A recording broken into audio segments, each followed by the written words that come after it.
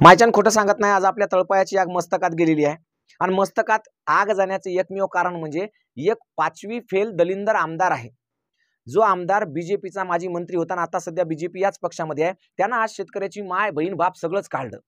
त्यांना असं म्हटलंय की मोदी साहेब म्हणजे त्यांचे जे बाप आहेत ते राजकीय बाप, तर मोदी साहेबांनी तुमच्या बापाला पैसे दिले म्हणजे आमचा बाप कोणतर शेतकरी, तर शेतकऱ्याला पैसे दिले, तुमच्या मायला दिले, तुमच्या बहिणीला दिले, असं काय काय नाही ते बरळला। आता मी म्हणजे याला आज हिशोब देणार आहे की आमच्या बापाला तुम्ही जे दिले ना त्याच्यापेक्षा जास्त तुझ्या बापाला आम्ही काय दिले ते आज आपण दाखवून देणार। म्हणजे शेतकऱ्यांनी तुझ्या बापाला म्हणजे तुझा जो कोणी बाप आहे ज्याचं तू नाव घेतलंस आज त्याला काय काय दिलं ते सगळं मी तुम्हाला दाखवणार आहे। सगळ्यात महत्त्वाचे म्हणजे काय, बबनराव लोणीकर साहेब, तर लोणीकर तुझ्या तोंडात, फक्त तुझ्या तोंडात नाही, तुझ्या मायच्या तोंडात, तुझ्या बायकोच्या तोंडात आणि तुझ्या बहिणीच्या तोंडात सुद्धा जो घास जातोय ना तो घास इथल्या शेतकऱ्याच्या शेतातल्या अन्नधान्यातून जाते, एवढं लक्षात ठेव। म्हणजे तुझा खरा बाप इथला शेतकरी आहे, पण तुझा खरा बाप सोडून तू दुसऱ्या बापाचं नाव घेतो ना स्टेजवर आणि सांगतो की आमच्या बापाने हे दिलं, तर तुझ्या बापानं जे शेतकऱ्यांना दिलं त्याच्यापेक्षा किती पण जास्त आमच्या बापानं त्याला दिलं, त्याचा सगळा हिशोब आज मी करून दाखवणार आहे। फक्त तुम्ही जर ऐकणारे शेतकरी असाल किंवा शेतकऱ्याच्या शेतातलं अन्न खात असाल आणि तुम्हाला जर शेतकऱ्याबद्दल प्रेम असेल, आपुलकी असेल, जिव्हाळा असेल आणि तुमच्या मनात जर या खाल्लेल्या अन्नाबद्दल कृतज्ञता असेल तर हा व्हिडिओ जास्तीत जास्त शेअर करा, नव्हे तुमच्या स्टेटसला सुद्धा लावा। कारण हे जे दलिंदर अवलादी आहेत, ह्या ज्या नीच अवलादी आहेत, ज्यांना वारंवार सांगून सुद्धा शेतकऱ्याचा अपमान करण्याची, शेतकऱ्यांना भिकारी म्हणण्याची त्यांची खोड मोडत नाही, अशा लोकांना एकदा अद्दल घडली पाहिजे। म्हणून हा व्हिडिओ जास्तीत जास्त शेअर करा, तुमच्या स्टेटसला ठेवा, लोकांना कळू द्या आणि सगळ्या जगाला कळू द्या, त्या मंत्र्याला बी, त्या माजी मंत्र्याला आणि त्यांच्या सत्ताधाऱ्याला सगळ्यांनाच कळू द्या की आमच्या भावना तुमच्याबद्दल काय आहेत ते। अख्खा हिशोब करून दाखवणार आहे। तत्पूर्वी तुम्हाला एक छोटीशी मागणी आहे, जर अजूनही तुम्ही ATM गुरु हे चॅनल सबस्क्राईब केलं नसेल तर करून घ्या। आता बघा हिशोब देतो तुम्हाला सगळा की आमच्या बापानं त्याला काय काय दिलंय ते। तर बघा, हे बोललेत तुझ्या बापाला पेरणीचे पैसे पंतप्रधान मोदींना दिलेत, तर मोदींना आमच्या बापाला पैसे दिले नाही, हे तुझा बाप आहे। हे कोण आहे?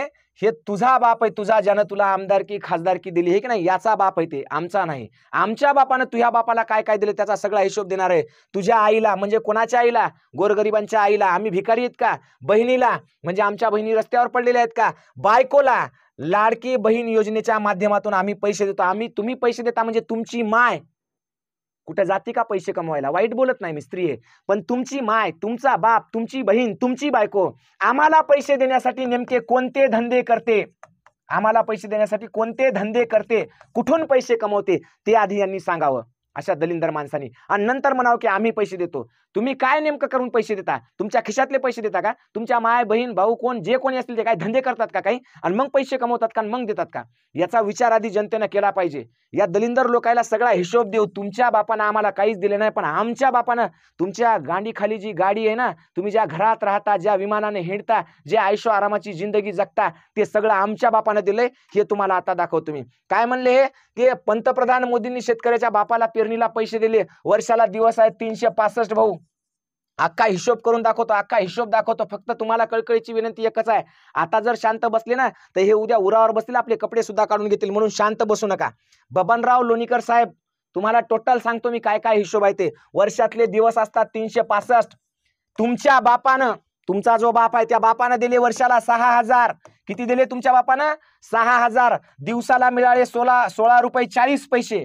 किती मिळाले बबनराव तुमच्या बापाचे आम्हाला? 16 रुपये 40 पैसे दिवसाला मिळाले बबनराव। आता बबनराव आमचा हिशोब देतो जरासा तुम्हाला, ते बी तुम्ही समजून घ्या। बबनराव समजा आमच्याकडे फक्त 1 एकर हळद आहे। किती आहे? 1 एकर हळद।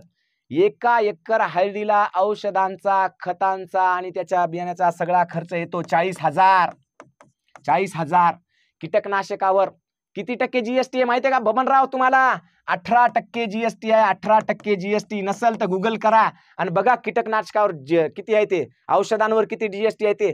40,000चे 18% काढले तर 8,000 होतात बबनराव। एका शेतकऱ्याचे 2,000 रुपये तुमच्याकडे फिरतात बबनराव। एका शेतकऱ्याचे, करोडो शेतकऱ्याचे जर 2-2, फक्त 1 एकराचा हिशोब आहे बरं का बबनराव, 1 एकराचा। पुढे सांगतो तुम्हाला बबनराव, फक्त लक्षात घ्या। 1 एकर कापूस लावला, 1 एकर कापूस, त्या कापसाला फक्त 5 जरी फवारण्या धरल्या वर्षभरात, 5 फवारण्या, एका फवारणीला 1000 रुपयाचं औषध लागते बबनराव. किती? 1000 रुपयाचं. 5 फवारण्याला 5000चं. शेतकऱ्यानं जर फक्त 5 एकर कापूस लावला ना, 25000 रुपयाचं औषध लागते बबनराव. किती रुपयाचं?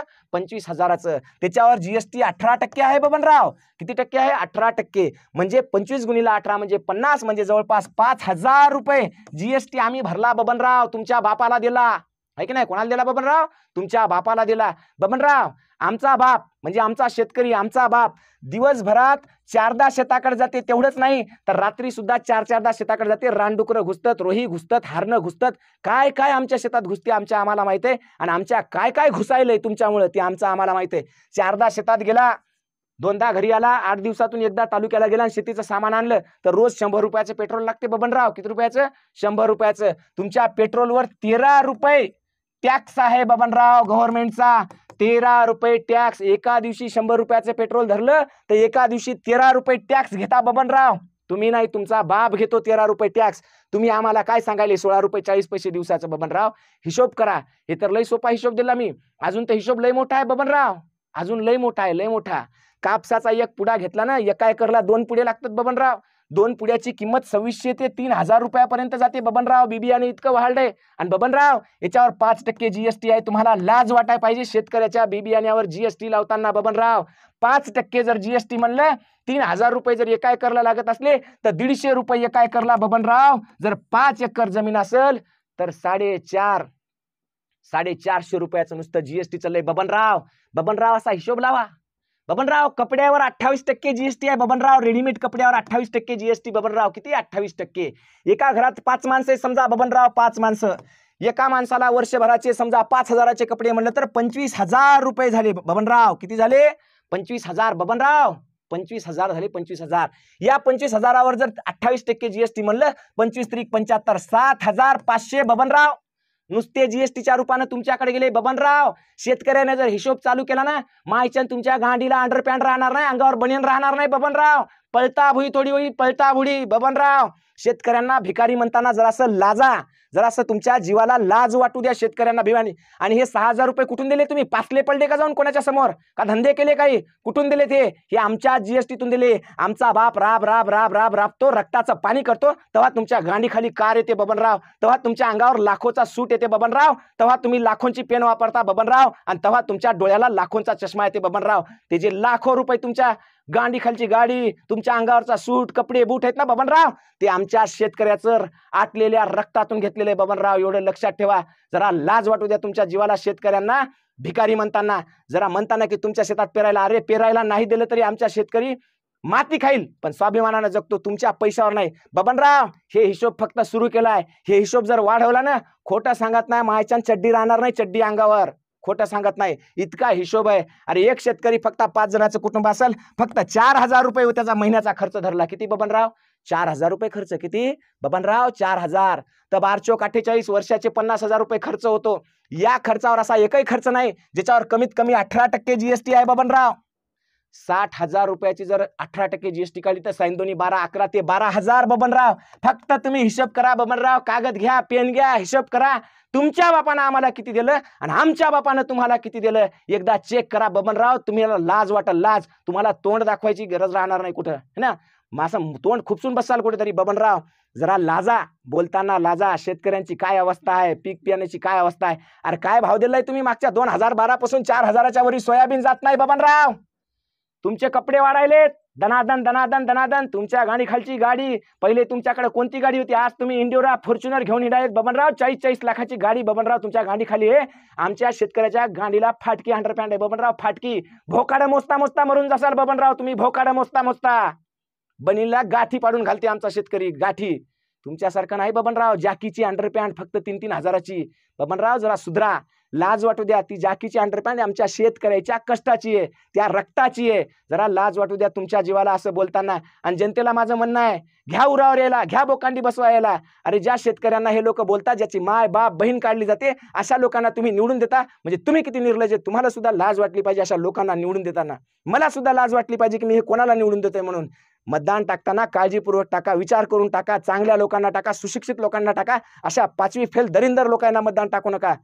नाहीतर आपल्यावर अशी वेळ येईल भाऊ एका दिवशी शेतकऱ्याचं रुमणं घेऊन, बबनराव खोटं सांगत नाही, रुमणं म्हणायलो, रुमणं अर्थ वेगळा धरू नका, शेतकरी रुमणं घेऊन मागे लागतील, रुमणं घेऊन. राहिला प्रश्न आमच्यासारख्या बोलणारायचं तोंड दाबायला, आम्ही भीत नाही, आयरे गैरे न तुखैरे नाहीत, आम्ही शेतकऱ्याचे पुत्र आहोत, आम्ही माती खाऊन जगू पण स्वाभिमानानं जगू.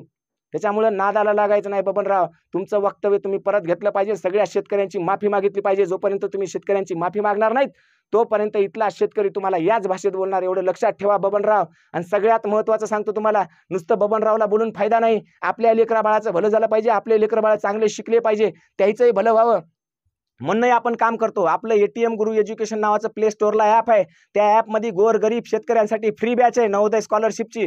कोणी बी ॲप डाउनलोड करा, रेकॉर्डेड बॅच आहे, फ्री बॅच आहे. ज्यांच्याकडे पैसे नाही त्यांना फुकट शिका. आतापर्यंत 12,000 पेक्षा जास्त मुलांना फुकट शिकवतोय. आणखी तुमचे लेकरं शिकतील, मोठे होतील, भलं होतील, तर अशा दलिंदर आमदाराचे तळवे चाटत बसणार नाहीत, काहीतरी भलं होईल. एवढंच नाही तर त्याच्यामध्ये आणखी वेगवेगळ्या सुद्धा बॅच आहेत, तुम्हाला जे लागते ते घ्या. काही पैसे देऊन आहे, काही फुकट आहे. पैसे देऊन बी म्हणजे काय, तुमच्या मोबाईलच्या रिचार्जपेक्षा कमी पैशाने देतो आपण त्या बॅच, तुम्हाला दाखवतो.